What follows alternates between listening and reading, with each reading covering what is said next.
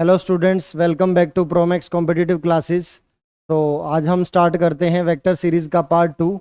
और पार्ट 2 में हम डिस्कस करेंगे टाइप्स ऑफ वेक्टर्स को। ठीक है, in the previous part we have discussed about vectors, what is vector, how to represent a vector, vector को कैसे रिप्रेजेंट करते हैं मैथमेटिकली। हमने यूनिट वेक्टर्स के बारे में पढ़ा था। ठीक है, और आज हम और भी कुछ टाइप्स के बारे में पढ़ने जा रहे हैं वेक्टर्स के, जो बाकी दूसरे टाइप्स हैं। ठीक है, तो सबसे पहले पोजीशन वेक्टर है। पोजीशन वेक्टर को समझते हैं, पोजीशन वेक्टर है क्या। तो position vector is a vector which is used to specify the position of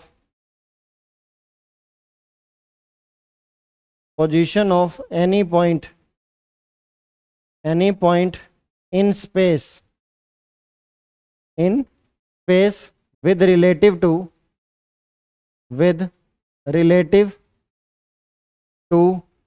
frame of reference. किसी फ्रेम ऑफ रेफरेंस के रिस्पेक्ट में आप उसकी पोजीशन को स्पेसिफाई करोगे। ठीक है, मान लीजिए आपको एक फ्रेम ऑफ रेफरेंस दे रखा है, ये कोऑर्डिनेट प्लेन है एक्स वाई और ये ओरिजिन है, और ये एक पॉइंट दे रखा है पी। ठीक है, इसके कोऑर्डिनेट एक्स कोमा वाई है। तो इसकी पोजीशन को स्पेसिफाई करना चाहते हैं हम इस ओरिजिन के रिस्पेक्ट में। ठीक है, तो हम एक वेक्टर बनाएंगे इस तरह से। ये वेक्टर यहाँ से स्टार्ट होगा और इस पॉइंट पी तक जाएगा। ठीक है, ये इसका इनिशियल पॉइंट हो जाएगा, ये इसका final point, that is terminal point. तो ये जो ओपी वेक्टर है, इस ओपी वेक्टर को ही हम क्या नाम देंगे, पोजीशन वेक्टर का नाम देंगे, position vector of point P. अब अगर इस ओपी वेक्टर को मैं एक नाम दे दूं आर वेक्टर, ठीक है, तो इस आर वेक्टर को आप एक्सप्रेस कर सकते हो। ठीक है, दो कंपोनेंट्स में। मान लीजिए ये थीटा है और इधर से अगर इसकी प्रोजेक्शन हो गई, ये एक्स हो जाएगा और ये वाई हो जाएगा आपका। ठीक है, तो आर वेक्टर को आप एक्सप्रेस कर सकते हो x I cap plus Y J cap. ठीक है, पोजीशन वेक्टर को आप इस तरह से लिख सकते हो कंपोनेंट्स की फॉर्म में, x I cap plus Y J cap. और अगर आपसे कोई डायरेक्शन पूछे कि ये पोजीशन वेक्टर किस डायरेक्शन में है, तो बड़ी आसानी से आप डायरेक्शन भी निकाल सकते हो। टेंजेंट थीटा कर दोगे, इस राइट एंगल ट्रायंगल में टेंजेंट थीटा कितना आ जाएगा, परपेंडिकुलर ओवर बेस, तो वाई अपॉन एक्स हो जाएगा। तो बड़ी आसानी से यहां से थीटा आ जाएगा tan inverse y upon x. ठीक है, in this way you can find the direction of position vector. But suppose आपसे मैग्नीट्यूड पूछा जाए कि मैग्नीट्यूड फाइंड कीजिए इस पोजीशन वेक्टर का। देखिए मैग्नीट्यूड क्या होगा, इस पोजीशन वेक्टर की लेंथ ही तो होगी, और इस लेंथ को निकालने के लिए हम क्या करेंगे, इस पॉइंट के कोऑर्डिनेट लिख लेंगे 0,0 और यहां से यहां तक डिस्टेंस फॉर्मूला लगा देंगे हम। ये डिस्टेंस ही तो निकालना है हमें, तो डिस्टेंस फॉर्मूला जब लगाएंगे हम, तो हमें आर वेक्टर का मैग्नीट्यूड कितना मिल जाएगा, अंडर रूट एक्स माइनस 0 का whole square plus y minus 0 का होल स्क्वायर। तो ये किसके इक्वल आ जाएगा, x square plus Y square. तो आर वेक्टर का मैग्नीट्यूड सिंपली क्या आ जाएगा, उसके स्केलर कंपोनेंट्स का स्क्वायर करना है आपको, ऐड करना है, एंड देन आपको स्क्वायर रूट लेना है। ठीक है, इस तरह से आप पोजीशन वेक्टर को फाइंड कर पाओगे। पोजीशन वेक्टर का आप मैग्नीट्यूड भी निकाल पाओगे बड़ी आसानी से, और पोजीशन वेक्टर किस डायरेक्शन में है स्पेस में, आप उसका एंगल भी निकाल पाओगे। ठीक है, तो पोजीशन वेक्टर को निकालना बड़ा ही आसान है, और पोजीशन वेक्टर अपने आप में काफी यूजफुल वेक्टर है। ठीक है, डिस्प्लेसमेंट वेक्टर में भी हम इसका यूज करने वाले हैं। ठीक है, अब मान लीजिए ये पॉइंट अगर स्पेस में है, 3 डायमेंशन में है, तो पोजीशन वेक्टर को आप किस तरह से फाइंड करोगे, तो उसके लिए मैं जनरलाइज करने जा रहा हूं। मान लीजिए 3D में, इन 3D और space, position vector can be written as, position vector can be written as, तो पोजीशन वेक्टर को किस तरह से लिखोगे, R vector is equals to X I cap plus Y J cap plus Z K cap. ये position vector आ जाएगा और इसका मैग्नीट्यूड कितना आएगा, R vector modulus under root X square plus Y square plus Z square.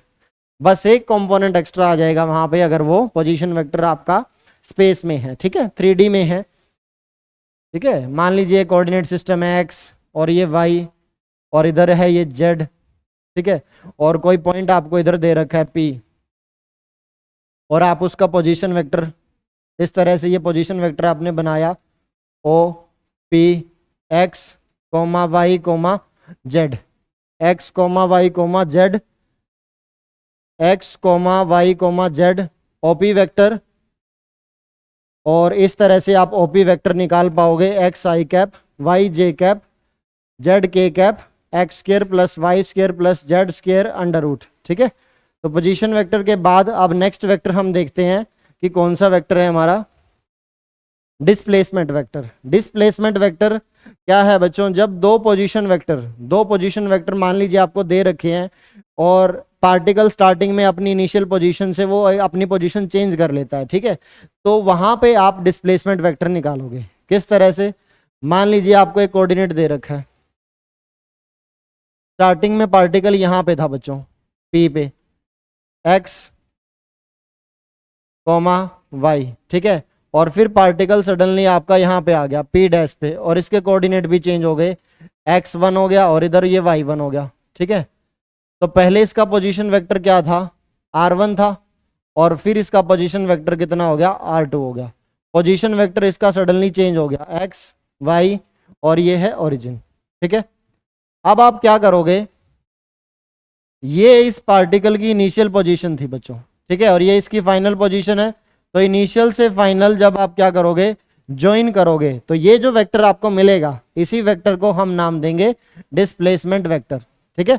तो displacement vector को कैसे निकालोगे आप, इस पूरे ट्रायंगल में triangle law of vector addition लगा दीजिए। आने वाली क्लासेस में मैं आपको बताऊंगा कि triangle law of vector addition क्या होता है। फिलहाल आप इतना समझिए कि triangle law of vector addition में हम क्या करते हैं, जो वेक्टर सेम सेंस में होते हैं उनको हम ऐड करते हैं और जो अपोजिट सेंस में होता है वो उन दोनों वेक्टर्स का क्या बन जाता है, रिजल्टेंट बन जाता है, ठीक है। तो यहां हम कुछ इस तरह से लिखेंगे, r1 वेक्टर, ये r1 वेक्टर है और ये r2 वेक्टर है, पोजीशन वेक्टर है। तो r1 vector plus s vector, ये दोनों सेम सेंस में है, एक ही डायरेक्शन में, और ये अपोजिट सेंस में है, तो इसको इसके इक्वल इक्वेट कर देंगे r2 वेक्टर। तो s वेक्टर यहां से कितना आ जाएगा, r2 vector minus r1 vector. तो डिस्प्लेसमेंट वेक्टर किसके इक्वल आ गया, r2 vector minus r1 vector, ठीक है। Displacement vector can be written as subtraction of final position vector minus initial position vector. तो डिस्प्लेसमेंट वेक्टर को हम इस तरह से भी बोल सकते हैं, displacement vector can be written as final position vector minus initial position vector.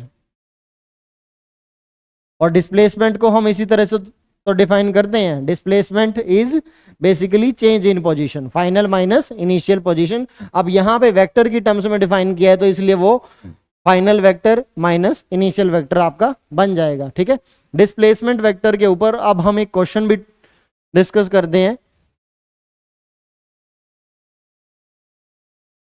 हाँ जी, the position vector of a particle is determined by the expression r vector is equal to 3t square i cap plus 4t square j cap plus 7k cap. The distance travelled in first 10 second, distance बताना है कि कितना वो travel करेगा पहले 10 second में। सबसे पहले तो हम ये देखते हैं कि जब इसका टाइम 0 था तो पार्टिकल कहाँ पे था, इनिशियल पोजीशन वेक्टर क्या था, ठीक है। तो एट t इक्वल्स टू 0 पे, एट t इक्वल्स टू 0 पे हम निकालते हैं इसका पोजीशन वेक्टर। तो r नोट मान लेते हैं, r नोट कितना आ जाएगा, 3 into 0 square i cap plus 4 into 0 square j cap plus 7k cap. तो इनिशियल पोजीशन वेक्टर कितना आ गया बच्चों, 0 i cap plus 0 j cap plus 7k cap, ठीक है। और टाइम t इक्वल्स टू 10 पे निकाल लेते हैं कि 10 सेकंड के बाद उसने अपने पोजीशन वेक्टर को किस तरह से चेंज किया है स्पेस में, ठीक है। तो 10 सेकंड के बाद बच्चों इसका पोजीशन वेक्टर मान लेते हैं क्या हो गया, r वेक्टर हो गया, ठीक है। तो आर वेक्टर 3 इंटू 10 और स्केयर कर दो इसका, और आई कैप प्लस 4 इंटू 10 स्केयर जे कैप प्लस 7 इंटू के कैप। अब डिस्प्लेसमेंट वेक्टर के लिए मैंने अभी बताया था आपको, अगर हम डिस्प्लेसमेंट निकाल लेंगे तो उसका मैग्नीट्यूड क्या हो जाएगा, डिस्टेंस हो जाएगा। ठीक है, तो यहां से डिस्प्लेसमेंट वेक्टर किस तरह से आ जाएगा, final position vector minus initial position vector, R vector minus R naught vector. तो जब आप दोनों को सब्ट्रैक्ट करोगे, हाँ जी, ये कितना बन जाएगा आपका 10 का स्क्वायर 100 और 3 से करोगे 300, तो 300 आई कैप और ये बन जाएगा 400 जे कैप प्लस 7 के कैप। ठीक है, ये फाइनल पोजीशन वेक्टर हो जाएगा। और माइनस इनिशियल करोगे, इनिशियल में 0 आई कैप और 0 जे कैप, 0 आई कैप प्लस 0 जे कैप और प्लस 7 के कैप। ठीक है, जब आप सब्ट्रैक्ट करोगे तो 300 माइनस 0 कितना आएगा, 300 आई कैप और 400 माइनस 0 तो 400 जे कैप, 7 माइनस 7 करोगे तो 0 के कैप। तो ये आपका डिस्प्लेसमेंट वेक्टर आ गया बच्चों। और अब हमें डिस्प्लेसमेंट वेक्टर तो उसने पूछा नहीं है, हमें तो सिर्फ डिस्टेंस पूछा है। अगर उसकी लीनियर मोशन है तो डिस्प्लेसमेंट का मैग्नीट्यूड जो है वो डिस्टेंस के इक्वल हो जाएगा। ठीक है, तो आपको यहां एज्यूम करना पड़ेगा कि उसकी मोशन जो है यहां पे लीनियर है। ठीक है, लीनियर मोशन है, स्ट्रेट लाइन मोशन है, तो डिस्प्लेसमेंट का जो मैग्नीट्यूड आएगा बच्चों वो आपको डिस्टेंस दे देगा, एस मैग्नीट्यूड।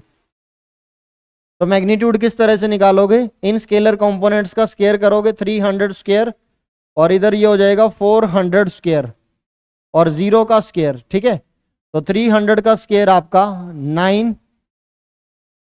940 और ये 1640। ठीक है, जब इसको आप सोल्व करोगे तो √2540 और आंसर कितना आ जाएगा आपका 500 मीटर आ जाएगा। ठीक है, 500 मीटर, तो आपका फर्स्ट ऑप्शन करेक्ट हो जाएगा। ठीक है, तो इस तरह से डिस्प्लेसमेंट वेक्टर के ऊपर ऐसे क्वेश्चंस बनते हैं। आपको पोजीशन वेक्टर पहले निकालना पड़ेगा। ठीक है, और फिर आप क्या करोगे, सब्ट्रैक्ट करोगे डिस्प्लेसमेंट वेक्टर के लिए, और अगर आपसे डिस्टेंस पूछे तो आप डिस्प्लेसमेंट का क्या कर सकते हो, मैग्नीट्यूड कर सकते हो। ठीक है, you can assume that there is a straight line motion और रेक्टिलिनियर मोशन। नेक्स्ट डिस्कस करते हैं नेगेटिव वेक्टर। देखिए नेगेटिव वेक्टर क्या होता है, जब हम किसी भी वेक्टर को रोटेट कर देते हैं, किसी भी वेक्टर को 180 डिग्री की रोटेशन दे देते हैं विदाउट चेंजिंग इट्स मैग्नीट्यूड, तो वो वेक्टर हमारा क्या कहलाता है, नेगेटिव वेक्टर कहलाता है। ठीक है, सपोज ये एक वेक्टर है ए वेक्टर, और इस ए वेक्टर को मैंने 180 डिग्री रोटेट कर दिया। जैसे ही मैं 180 डिग्री रोटेट करूंगा तो मेरे को एक नया वेक्टर मिल जाएगा, और वो वेक्टर मेरे को इस डायरेक्शन में मिलेगा, इस अपोजिट डायरेक्शन में। तो उसकी लेंथ में तो कोई चेंज नहीं आएगा, जब मैं उसको क्या करूंगा, रोटेट करूंगा यहां से 180 डिग्री, उसकी लेंथ में कोई चेंज नहीं आएगा, लेकिन उसकी डायरेक्शन चेंज हो गई है। अब डायरेक्शन क्योंकि चेंज हो गई है तो मैंने एक नेगेटिव साइन लगा दिया है जो उसकी डायरेक्शन को इंडिकेट कर रहा है कि डायरेक्शन उसकी चेंज हो गई है। ठीक है, तो ये जो वेक्टर है -a वेक्टर, ये इसका क्या बन गया, नेगेटिव वेक्टर बन गया। आपको सिंपली क्या करना है, उसको रोटेट करना है 180 डिग्री। ठीक है, अब आप मेरे से पूछोगे कि सर आप इसको रोटेट किस डायरेक्शन में करोगे, क्लॉकवाइज करोगे या एंटी क्लॉकवाइज करोगे, तो वो फर्क नहीं पड़ता है, आप चाहे इसको क्लॉकवाइज रोटेट करो या एंटी क्लॉकवाइज रोटेट करो। ठीक है, दोनों ही केसेस में ये वेक्टर यहीं पहुंचेगा। ठीक है, आप इमेजिन कर सकते हो, अगर इसको आप एंटी क्लॉकवाइज रोटेट करोगे तो ये वेक्टर यहां पहुंच जाएगा, अगर क्लॉकवाइज रोटेट करोगे उस केस में भी ये वेक्टर यहीं पहुंचेगा। ठीक है, तो ये मैटर नहीं करता है कि आप रोटेशन किस तरह से कर रहे हो, आपको बस रोटेशन 180 डिग्री के अमाउंट से करनी है। ठीक है, तो नेगेटिव वेक्टर को निकालना बड़ा आसान है। अब मान लीजिए आपको कोई वेक्टर गिवन है, सपोज बी वेक्टर गिवन है 2i cap minus 3j cap plus 4k cap, और अगर मेरे से कोई नेगेटिव वेक्टर पूछ रहा है, फाइंड नेगेटिव वेक्टर, और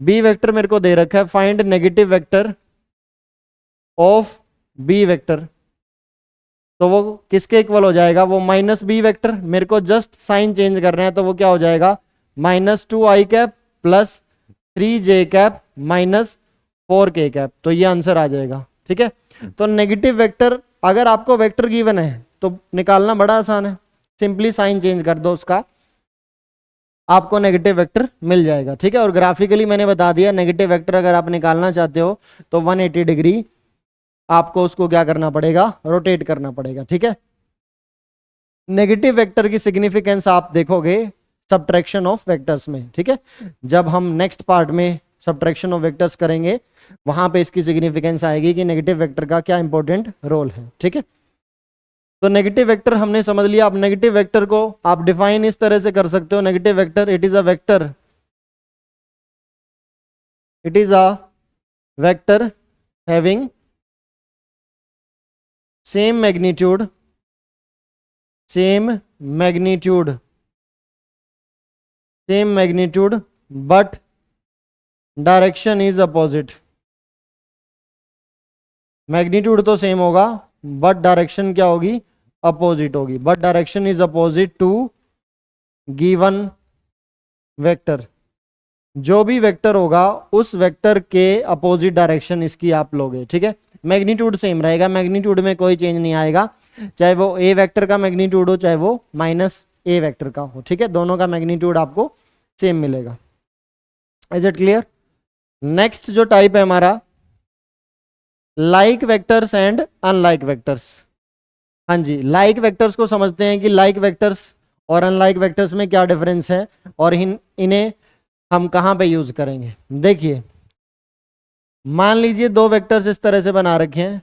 ठीक है, दोनों डिफरेंट मैग्नीट्यूड के वेक्टर मैंने लिए हैं जानबूझ के। ठीक है, अब दोनों की डायरेक्शन मैंने सेम ली है। अब अगर इनकी डायरेक्शन सेम है तो इन्हीं वेक्टर्स को हम लाइक वेक्टर्स बोलते हैं, जिनकी डायरेक्शन सेम रहती है बट मैग्नीट्यूड कुछ भी हो सकता है। ठीक है, इनको हम लाइट वेक्टर्स का नाम देंगे। बट अगर इनकी डायरेक्शन अपोजिट हो जाती है और मैग्नीट्यूड चाहे सेम हो चाहे डिफरेंट हो तो ये बन जाएंगे अनलाइक वेक्टर्स।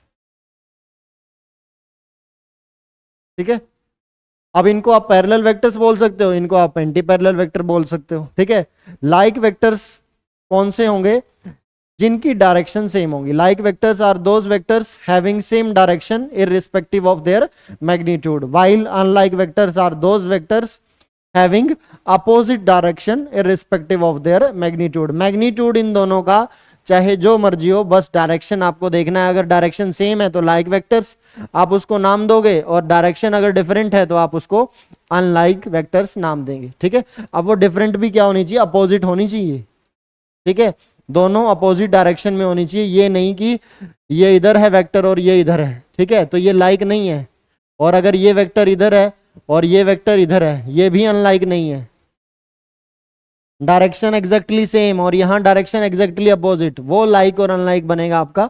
ठीक है, ये लाइक अनलाइक नहीं है आपका। ठीक है, अब अगर मैं बोलूं क्या इक्वल वेक्टर्स को लाइक वेक्टर्स बोल सकते हैं? इक्वल वेक्टर्स कौन से वेक्टर्स होते हैं जिसका मैग्नीट्यूड भी इक्वल होता है और डायरेक्शन भी। तो इक्वल वेक्टर के केस में डायरेक्शन तो सेम है, तो आप बोल सकते हो all equal vectors are like vectors. ठीक है, all equal vectors are like vectors. तो ये बहुत इंपॉर्टेंट पॉइंट है, all equal vectors are like vectors. लेकिन वाइस वर्सा ट्रू नहीं है, ये जितने भी लाइक वेक्टर्स हैं वो आपके इक्वल वेक्टर्स नहीं होंगे। ठीक है, ये आपने ध्यान रखना है। अब next equal vectors. Equal vector को समझते हैं। इक्वल वेक्टर, दो वेक्टर्स को आप इक्वल कब बोल सकते हो? Two vectors are said to be equal if they have same magnitude, they have same magnitude as well as direction, same magnitude as well as direction। जब उन दोनों वेक्टर्स का मैग्नीट्यूड भी और डायरेक्शन भी सेम होगी तब आप उन दोनों वेक्टर्स को इक्वल वेक्टर्स बोल सकते हो। ठीक है, फॉर एग्जाम्पल ये देखिए, ये दो वेक्टर मैं बना रहा हूं, दोनों का मैग्नीट्यूड भी सेम है, लेंथ बिल्कुल सेम है और डायरेक्शन भी एग्जैक्टली सेम है, तो आप इनको इक्वल वेक्टर बोल सकते हो, इक्वल वेक्टर्स। ठीक है, बट सपोज अगर दोनों का मैग्नीट्यूड सेम है और डायरेक्शन अपोजिट है तो ये इक्वल वेक्टर्स नहीं होंगे, ठीक है, ये आपके अनलाइक वेक्टर बन जाएंगे, ठीक है, ये इक्वल वेक्टर्स नहीं है, ये अनलाइक वेक्टर बन जाएंगे, ठीक है। उसी तरह से अगर डायरेक्शन सेम है, मैग्नीट्यूड सेम है, तो ये भी इक्वल वेक्टर्स नहीं है, ये आपके लाइक वेक्टर्स बन जाएंगे, ठीक है। ये आपने ध्यान रखना है, इक्वल वेक्टर्स के केस में मैग्नीट्यूड भी इक्वल होना चाहिए और डायरेक्शन भी इक्वल होनी चाहिए, ठीक है। ये दो इंपॉर्टेंट पॉइंट आपने ध्यान रखने हैं, direction and magnitude must be same, ठीक है। और अगर आपको मान लीजिए कोई कंडीशन दे रखी है क्वेश्चन में, if two vectors A and B are equal, तो क्या होगा, मान लीजिए दो वेक्टर आपको दे रखे हैं, एक वेक्टर इस तरह से दे रखा है ए x I cap plus A Y J cap plus A Z K cap, और बी वेक्टर आपको दे रखा है B x I cap plus B Y J cap plus B Z K cap, ठीक है, बी जेड के कैप। अगर ये दोनों vector question में बोल रखा है कि इक्वल हैं, तो इन दोनों वेक्टर्स के कोरस्पॉन्डिंग स्केलर कंपोनेंट्स भी इक्वल होंगे, ठीक है। ए एक्स को आप किसके इक्वल कर दोगे, बी एक्स के, और ए वाई को किसके इक्वल कर दोगे आप, बी वाई के, और ए जेड को किसके इक्वल कर दोगे, बी जेड के, अगर क्वेश्चन में गिवन है कि दोनों वेक्टर आपके इक्वल वेक्टर्स हैं, ठीक है। ये कंडीशन आप यहां से डिराइव कर सकते हो, ठीक है। क्वेश्चन में आपको दे रखा होगा ए वेक्टर 2 आई कैप प्लस 3 जे कैप प्लस 4 के कैप, और यहाँ पे अल्फा आई कैप प्लस 4 जे कैप, कुछ इस तरह से आपको दे रखा होगा, आपसे अल्फा की वैल्यू वो पूछ लेगा। तो उस केसेस में आपको क्या करना है, आपको दोनों वेक्टर्स को इक्वेट करना है और उनके स्केलर कंपोनेंट्स को आप इक्वेट कर दोगे, ठीक है। In this way you can easily find the value of alpha, ठीक है, अल्फा की वैल्यू आपको मिल जाएगी, ठीक है। इक्वल वेक्टर्स के बाद अब आगे देखते हैं हम, हाँ जी, एक क्वेश्चन दे रखा है इक्वल वेक्टर्स के ऊपर, let A vector is equals to I cap plus 2 j cap and B vector is 2 I cap plus j cap. Is A magnitude equals to B magnitude? क्या A का magnitude और B का magnitude बराबर है, ये आपको check करना है पहले तो। फिर ये पूछ रहा है आपसे, are the vectors A and B equal, क्या ये दोनों वेक्टर्स इक्वल हैं? चलिए चेक करते हैं कि A वेक्टर, हाँ जी, A वेक्टर आपको दे रखा है आई कैप प्लस 2 जे कैप, ठीक है, और बी वेक्टर आपको दे रखा है 2 आई कैप प्लस जे कैप। सबसे पहले तो मैग्नीट्यूड चेक करते हैं कि मैग्नीट्यूड इक्वल है या नहीं। हाँ जी, ए वेक्टर का मैग्नीट्यूड निकालिए, कितना आ जाएगा, under root 1 square plus 2 square, तो 1 का स्क्वायर 1 हो जाएगा और 2 का स्क्वायर 4, रूट 5 आ गया। अब बी का मैग्नीट्यूड निकालिए, 2 का स्क्वायर प्लस 1 का स्क्वायर, 4 प्लस 1 कितना आ गया, रूट 5। तो मैग्नीट्यूड दोनों का इक्वल आ चुका है, लेकिन अभी हम ये नहीं बोल सकते कि ये दोनों इक्वल वेक्टर हो सकते हैं। क्यों? क्योंकि सिर्फ मैग्नीट्यूड इक्वल है, डायरेक्शन इक्वल नहीं है। डायरेक्शन इक्वल क्यों नहीं है? क्योंकि आप ये देखिए, इसका स्केलर कंपोनेंट 1 है और इसका स्केलर कंपोनेंट 2 है, उसका स्केलर कंपोनेंट 2 है और इधर स्केलर कंपोनेंट 1 है, तो डायरेक्शन इज डिफरेंट, ठीक है। दोनों के स्केलर कंपोनेंट डिफरेंट हैं तो दोनों के कोऑर्डिनेट भी अलग अलग बनेंगे। अब यहां पे अगर मैं कोऑर्डिनेट की बात करूं 1,2 बनेगा ये, ठीक है, और यहां पे कोऑर्डिनेट की बात करूं 2,1 बनेंगे, तो दोनों अलग अलग पॉइंट हैं ये स्पेस में, ठीक है। तो दोनों पॉइंट अलग अलग हैं तो दोनों की डायरेक्शन भी अलग अलग आएगी, ठीक है। दोनों का मैग्नीट्यूड भले ही सेम है, दोनों ओरिजिन से सेम डिस्टेंस पे हैं, बट दोनों डिफरेंट डायरेक्शन में हैं, इसीलिए हम ये नहीं बोल सकते कि ये दोनों वेक्टर्स आपके इक्वल वेक्टर्स हैं, ठीक है। So they are not equal vectors. और रीजन क्या दोगे? और रीजन ये दोगे कि इनके स्केलर कंपोनेंट्स इक्वल नहीं हैं, ठीक है। तो लिखिए, these vectors are not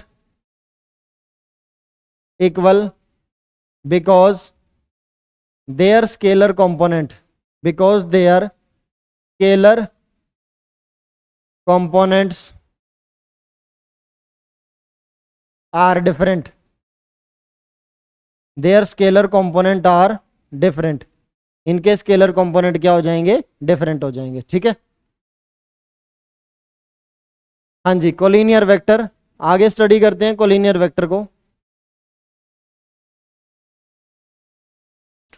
collinear vectors किसे बोलते हैं, देखिए इस पहले नेम को डिकोड करते हैं हम। कोलिनियर, कोलिनियर का मतलब है जो सेम लाइन के लॉन्ग हो, या तो सेम लाइन के लॉन्ग हो या सेम लाइन के पैरेलल हो। ठीक है, सेम लाइन के लॉन्ग या सेम लाइन के पैरेलल हो, उसको हम क्या बोलेंगे, कोलिनियर वेक्टर बोलेंगे। ठीक है, अब यहां पे देखिए collinear vectors are vectors that lie along the same line और are parallel to the same line, या तो सेम लाइन के अलोंग होना चाहिए या सेम लाइन के पैरेलल होना चाहिए। ठीक है, रिगार्डलेस ऑफ देयर मैग्नीट्यूड और डायरेक्शन, मैग्नीट्यूड जो मर्जी हो। ठीक है, मैग्नीट्यूड नहीं देखना है आपको, आपको सिर्फ इतना देखना है कि दोनों वेक्टर्स सेम लाइन के या तो अलोंग होने चाहिए या वो सेम लाइन के पैरेलल होने चाहिए। ठीक है, मैग्नीट्यूड यहां पे मैटर नहीं करता, और डायरेक्शन अगर डिफरेंट है मतलब अपोजिट है तो ये भी आपके कोलिनियर वेक्टर बन जाएंगे। और यहां पे सेम डायरेक्शन है, देखो मैग्नीट्यूड कुछ भी हो सकता है, तो ये भी कोलिनियर वेक्टर बन जाएंगे। ठीक है, तो collinear vector are those vectors which are along the same line और parallel to the same line. ठीक है, irrespective of their magnitude and direction, direction में भी अपोजिट और डायरेक्शन में भी सेम, डायरेक्शन सेम भी हो सकती है। अब जैसे मैं बोर्ड पे बना रहा हूं, आप बताना कि ये वेक्टर्स कोलिनियर होंगे या नहीं। ठीक है, जैसे ये दो वेक्टर मैंने बनाए, ये दोनों वेक्टर एक ही लाइन के लॉन्ग है तो ये कोलिनियर वेक्टर है। इसी तरह से ये वेक्टर और इधर एक वेक्टर मैंने बनाया, ये दोनों वेक्टर एक ही लाइन के लॉन्ग है लेकिन डायरेक्शन अपोजिट है, ये भी कोलिनियर वेक्टर है। ठीक है, अब मैं बना रहा हूं एक वेक्टर इधर और एक लाइन, और ये वेक्टर इसके पैरेलल है, दोनों वेक्टर एक ही लाइन के पैरेलल हैं तो ये भी कोलिनियर वेक्टर है। और अगर दोनों वेक्टर एक ही लाइन के एंटी पैरेलल हैं, ये भी कोलिनियर वेक्टर है। कुल मिला के आप ये बोल सकते हो या तो दो वेक्टर आपके एक ही लाइन के अलोंग हो सेम डायरेक्शन या अपोजिट डायरेक्शन में, या एक ही लाइन के पैरेलल हो सेम डायरेक्शन या अपोजिट डायरेक्शन में, उनको हम कोलिनियर वेक्टर का नाम देंगे। ठीक है, अब मैथमेटिकली इसकी एक कंडीशन होती है कोलिनियर वेक्टर की, वो भी समझ लेते हैं हम। अगर दो वेक्टर्स, इफ टू वेक्टर्स, एक इंपॉर्टेंट नोट लिखना है आपको, if two vectors are collinear, तो आप किसी भी एक वेक्टर को दूसरे वेक्टर का लैम्डा टाइम्स लिख सकते हो। ठीक है, जहां पे लैम्डा क्या है, एक रियल कांस्टेंट है। ठीक है, एक रियल नंबर है। If two vectors are collinear vector then one vector can be written as, can be written as lambda times, lambda times the another vector, another vector. ठीक है, मान लीजिए दो वेक्टर हैं, एक ये ए वेक्टर है और एक ये बी वेक्टर है। ठीक है, और ये ए वेक्टर है, तो अब हमें क्लियरली दिख रहा है कि दोनों वेक्टर क्या हैं, कोलिनियर है। तो मैं ये लिख सकता हूं कि ए वेक्टर जो है वो बी का कुछ लैम्डा टाइम्स है। ठीक है, अब ये लैम्डा हमें दिख रहा है, देखो इसका ए वेक्टर का मैग्नीट्यूड बी से तो कम ही आएगा, तो ये लैम्डा की जो वैल्यू आएगी वो फ्रैक्शन में आएगी, 1/2 आ सकती है। ठीक है, 1/3 आ सकती है। उसी तरह से मैं इसको इस तरह से भी लिख सकता था कि बी वेक्टर जो है वो ए का लैम्डा टाइम्स है। तो इस केस में लैम्डा की वैल्यू आपकी, बी वेक्टर देखो बी की जो लेंथ है ए से तो ज्यादा ही है, तो यहाँ पे लैम्डा की वैल्यू 1 या 1 से ज्यादा आ सकती है आपकी। ठीक है, तो इस तरह से आपने ध्यान रखना है कि अगर दो वेक्टर्स आपके कोलिनियर दे रखे हैं तो आप किसी एक वेक्टर को दूसरे वेक्टर का लैम्डा टाइम्स लिख सकते हो। ठीक है, लैम्डा यहाँ पे क्या है, लैम्डा मैं बताना चाहूंगा आपको, लैम्डा एक रियल कांस्टेंट है। ठीक है, जिसकी वैल्यू आप निकाल सकते हो। दोनों वेक्टर को जब आप इक्वेट करोगे तो इनके स्केलर कंपोनेंट्स को आप इक्वेट कर दोगे, वहां से आपको लैम्डा की वैल्यू मिल जाएगी और कोई एक इंपॉर्टेंट आपको रिलेशन भी मिल जाएगा। ठीक है, क्लियर है। अब आगे देखते हैं। हाँ जी, एक क्वेश्चन दे रखा है हमें if two vectors P I cap plus 2j cap and 3i cap minus 3j cap are aligned. हाँ जी, इस अलाइंड का मीनिंग समझिए। अलाइंड का मतलब क्या है? Along the line. अलाइंड का मतलब है कि वो या तो एक ही लाइन के लॉन्ग हैं, ठीक है। अब एक ही लाइन के अगर अलोंग है वो, उनको आप क्या मान सकते हो? कोलिनियर वेक्टर मान सकते हो। और अगर ये दोनों कोलिनियर वेक्टर हैं आपके, तो इनके स्केलर कंपोनेंट्स की रेशियो क्या हो जाएगी? सेम हो जाएगी, ठीक है। अब दोनों वेक्टर्स आपको दे रखे हैं बच्चों, इसको ए वेक्टर मान लो। ए वेक्टर आपका किसके इक्वल है? P I cap plus 2j cap. और दूसरा वेक्टर आपका किसके इक्वल है? 3i cap minus 3j cap. तो मैंने अभी क्वेश्चन से ये प्रिडिक्ट कर लिया कि ये दोनों वेक्टर हमारे क्या हैं? कोलिनियर वेक्टर्स हैं। क्यों है कोलिनियर वेक्टर्स? क्योंकि ये अलाइंड है। अलाइंड का मतलब एक ही डायरेक्शन के लॉन्ग हैं, एक ही लाइन के लॉन्ग हैं, ठीक है। तो आप यहां से प्रिडिक्ट कर सकते हो कि ये कोलिनियर वेक्टर, आप इनको एज्यूम कर सकते हो। तो दोनों के स्केलर कंपोनेंट्स की रेशियो आप क्या कर दोगे? इक्वेट कर दोगे। p/3 is equal to 2/-3। हाँ जी, क्रॉस मल्टीप्लाई कर दीजिए। तो यहां से -3p कितना आ गया? 6 आ गया। तो p कितना आ गया? 6 अपॉन में -3, 3 2 जा 6, और p यहां से कितना आ गया? p आपका -2 आ जाएगा, ठीक है। तो चेक कर लीजिए कौन सा ऑप्शन करेक्ट है। p इज -2, ठीक है। तो आपको वैल्यू बतानी थी p की बच्चों, कि p की वैल्यू क्या होगी। p की वैल्यू हमने निकाल ली। तो ये आपने ध्यान रखना है, अगर आपको दो वेक्टर्स दे रखे हैं और कहीं ना कहीं वो कोलिनियर हैं, तो आप उनके स्केलर कंपोनेंट्स की रेशियो को सेम भी कर सकते हो। एक और कंडीशन मैंने आपको बताई है कि आप या तो उसका लैम्डा टाइम्स लिख सकते हो दूसरे वेक्टर का, या आप उनके स्केलर कंपोनेंट्स की रेशियो को इक्वेट कर सकते हो, सेम कर सकते हो। Is it clear? नेक्स्ट है कोप्लेनर वेक्टर्स। कोप्लेनर वेक्टर्स, अब नेम से ही समझिए आप, कोप्लेनर का मतलब है same plane. Coplanar same plane.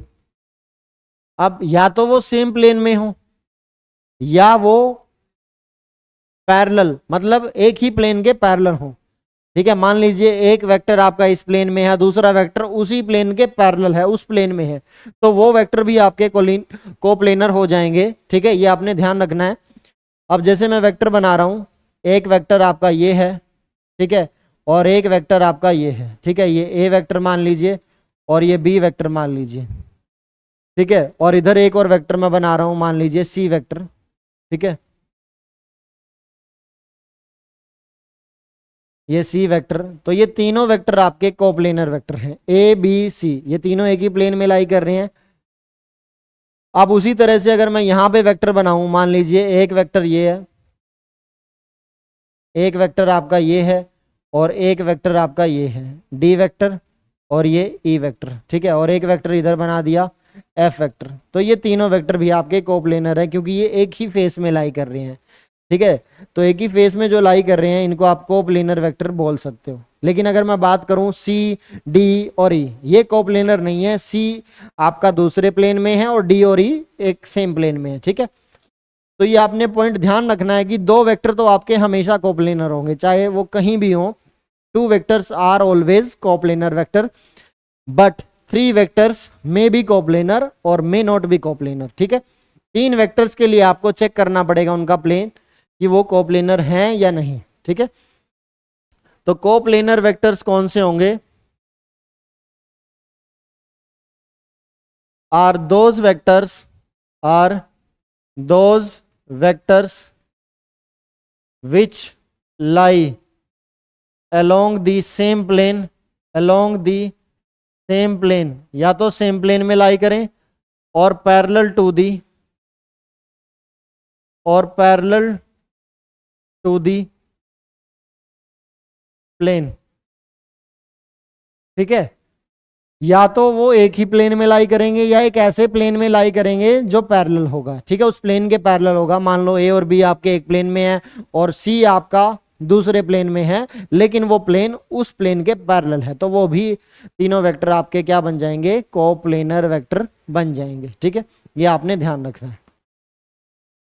चलिए, कोप्लेनर वेक्टर्स को हमने समझ लिया। अब आगे देखते हैं। हाँ जी, एक क्वेश्चन दे रखा है कोप्लेनर वेक्टर्स।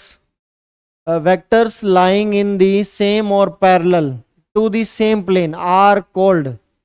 ये कह रहा है कि जो वेक्टर एक ही प्लेन में, जो वेक्टर एक ही प्लेन में लाई करते हैं, लाइंग इन द सेम और parallel to the same plane, जो एक ही प्लेन में लाई करेंगे और एक ही प्लेन के पैरेलल होंगे, उनको हम किसका नाम देंगे? Equal vectors, unit vector, coplanar vector, displacement vector. ये तो हमने अभी पढ़ा है कि जो वेक्टर आपके एक ही प्लेन में लाई करेंगे या सेम प्लेन के पैरेलल होंगे, उनको हम क्या बोलेंगे? कोप्लेनर वेक्टर्स बोलेंगे। ठीक है, तो ये आपने ध्यान रखना है, कोप्लेनर वेक्टर्स ना केवल आपके सेम प्लेन में हो सकते हैं, वो आपके उस प्लेन के पैरेलल भी हो सकते हैं। ठीक है, बहुत सारे बच्चे इसमें कंफ्यूज रहते हैं कि कोप्लेनर का मतलब सिर्फ सेम प्लेन है। सेम प्लेन नहीं है। अगर दो वेक्टर आपके इस प्लेन में है और एक दूसरा प्लेन उसके पैरेलल है और उसमें अगर कोई वेक्टर है, वो वेक्टर भी उसके साथ कोप्लेनर बन जाएगा। ठीक है, क्योंकि आप पूरे प्लेन को आप चेंज कर सकते हो ना। मान लो उस प्लेन को आपने चेंज कर लिया, अगर प्लेन को नहीं चेंज किया, वेक्टर को तो आप शिफ्ट कर सकते हो ना पैरेलली, वेक्टर उसी प्लेन में आ जाएगा, पैरेलल शिफ्ट कर लो आप, तो वो कोप्लेनर बन जाएगा उसके साथ। वो स्टार्टिंग में ही मैंने आपको बताया था कि vector can be displaced parallel to itself. ठीक है, तो कोप्लेनर का ये बहुत इंपॉर्टेंट पॉइंट आपने ध्यान रखना है कि कोप्लेनर वेक्टर्स इधर they are in the same plane और parallel to the same plane. ठीक है, या तो सेम प्लेन में लाई करेंगे या पैरेलल। नेक्स्ट है जीरो वेक्टर। जीरो वेक्टर को समझते हैं कि जीरो वेक्टर क्या होगा। Zero vector is often denoted as zero और जीरो वेक्टर। जीरो या तो आप बोल्ड लेटर से डिनोट कर सकते हो उसको, या जीरो के ऊपर एरो लगा सकते हो आप। ठीक है, magnitude of the zero vector is zero. जो जीरो वेक्टर का मैग्नीट्यूड होगा वो हमेशा ही जीरो होगा, क्योंकि जीरो वेक्टर का कोई मैग्नीट्यूड नहीं होता, वो डायमेंशनलेस होता है, एक पॉइंट बन जाता है जीरो वेक्टर। अभी समझाऊंगा आपको कि जीरो वेक्टर बनता कैसे है। And zero vector acts as the additive identity in vector addition. और जीरो वेक्टर किस तरह एक्ट करता है? एडिटिव आइडेंटिटी की तरह एक्ट करता है। एडिटिव आइडेंटिटी का मतलब क्या होता है? मान लीजिए आपको कोई वेक्टर दे रखा है, ए वेक्टर, और आप उसके अंदर अगर जीरो वेक्टर को ऐड करोगे तो कोई चेंज नहीं आएगा उसके अंदर, वो ए वेक्टर ही मिल जाएगा आपको। ठीक है, किसी भी वेक्टर के अंदर आप अगर जीरो वेक्टर का एडिशन करते हो तो उस वेक्टर में कोई चेंज नहीं आएगा, वो आपको वही वेक्टर मिल जाएगा। ये आपने ध्यान रखना है। तो इसीलिए हम बोलते हैं zero vector acts as the additive identity. Zero vector does not have a specific direction. Zero vector के पास कोई भी स्पेसिफिक डायरेक्शन नहीं है। ठीक है, because it has no length. सही बात है, जिसके पास लेंथ ही नहीं है तो डायरेक्शन की बात कैसे करेंगे, है ना। कोई लेंथ होगी, किसी डायरेक्शन में पॉइंट होगा, तभी तो डायरेक्शन की बात करेंगे। अब जीरो वेक्टर बना कैसे है बच्चों, वो समझो। मान लीजिए ये कोई वेक्टर है, ठीक है, ये इसका इनिशियल पॉइंट है, ये इसका टर्मिनल पॉइंट है। अब मैंने इस वेक्टर की लेंथ कम कर दी, नेक्स्ट स्टेप में और कम कर दी, फिर और कम कर दी, धीरे धीरे मैंने इसकी लेंथ को इतना कम कर दिया बच्चों, आपको अब दिखेगा ही नहीं, ये एक पॉइंट बन गया। और जब ये एक पॉइंट बन गया तो इसकी लेंथ कितनी हो चुकी है? जीरो हो चुकी है। अब लेंथ अगर जीरो हो गई, मैग्नीट्यूड कितना हो जाएगा? जीरो हो जाएगा। यहां पे यही लिखा है कि जो मैग्नीट्यूड होगा जीरो वेक्टर का वो जीरो होगा हमेशा। अब एक पॉइंट अगर ये बन चुका है, ये फिगर में भी दिखाया गया है, ये एक पॉइंट है। अब इस एक पॉइंट की आप डायरेक्शन क्या डिफाइन करोगे? कर पाओगे? पॉइंट तो उसकी तो कोई डायरेक्शन नहीं होगी, वो तो एक डायमेंशनलेस है। पॉइंट तो एक पॉइंट है, उसकी क्या डायरेक्शन बताओगे? ना आप ये डायरेक्शन बता सकते, ना ये, ना ये, कुछ भी डायरेक्शन आप उसकी डिटरमाइन नहीं कर पाओगे। तो जीरो वेक्टर की डायरेक्शन क्या होती है? इनडिटर्मिनेट होती है। ठीक है, और यही इस पॉइंट में लिखा गया है कि zero vector does not have a specific direction.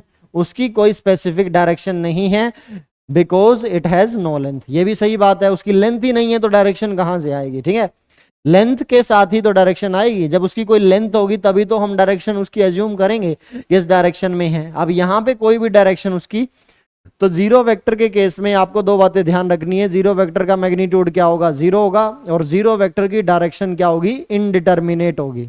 Indeterminate का मतलब जिसका आप निश्चय नहीं कर सकते, ठीक है, डिटरमाइन नहीं कर सकते। आप पता नहीं लगा सकते उसकी डायरेक्शन को, ठीक है, कोई स्पेसिफिक डायरेक्शन नहीं है। क्लियर? अब आगे देखते हैं। हाँ जी, क्वेश्चन दे रखा है हमें एक, a vector whose initial and terminal points coincide. देखो, जिसके इनिशियल और टर्मिनल पॉइंट कोइंसाइड करते हैं उस वेक्टर का नाम पूछ रहा है ये। ऑप्शंस दे रखे हैं आपको, unit vector, unequal vectors, null vector और इक्वल वेक्टर्स। देखो, मैं बताना चाहूंगा बच्चों सबसे पहले तो कि जीरो वेक्टर का एक दूसरा नाम नल वेक्टर भी है। जीरो वेक्टर का दूसरा नाम नल वेक्टर भी है। नल मीन्स जीरो, नथिंग, ठीक है, नल मीन्स जीरो। तो जब भी आपको जीरो वेक्टर दिख जाए उसका मतलब नल वेक्टर भी है, ठीक है। नल वेक्टर जीरो वेक्टर का एक दूसरा नेम है, ठीक है, ये आपने ध्यान रखना है।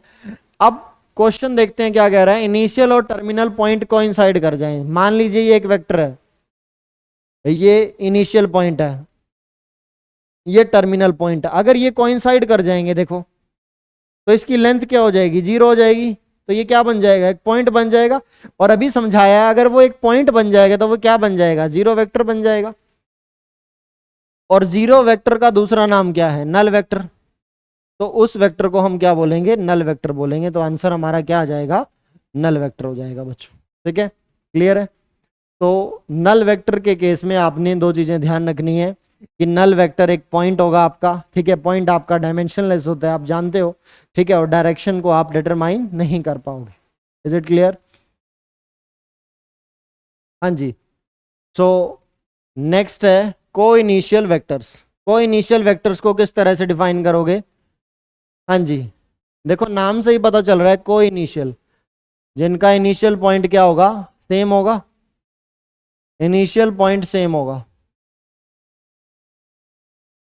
जिनका इनिशियल पॉइंट सेम होगा उनको हम बोलेंगे को इनिशियल वेक्टर्स। तो coinitial vectors are those vectors, are those vectors having same initial point, same initial point. बस इनिशियल पॉइंट सेम होना चाहिए, आपको ध्यान रखना है। मान लीजिए दो वेक्टर मैं बना रहा हूं, इस पॉइंट से एक वेक्टर तो ये बना दिया और एक वेक्टर मैंने ये बना दिया, ठीक है। जैसे ही मैंने ये वेक्टर बनाया, अब आप ये देखिए दोनों का इनिशियल पॉइंट सेम है, तो ये को इनिशियल है। अब एक वेक्टर मान लीजिए मैंने ये बनाया और दूसरा वेक्टर मैंने इसके हेड से ही बना दिया, ये को इनिशियल नहीं है आपके।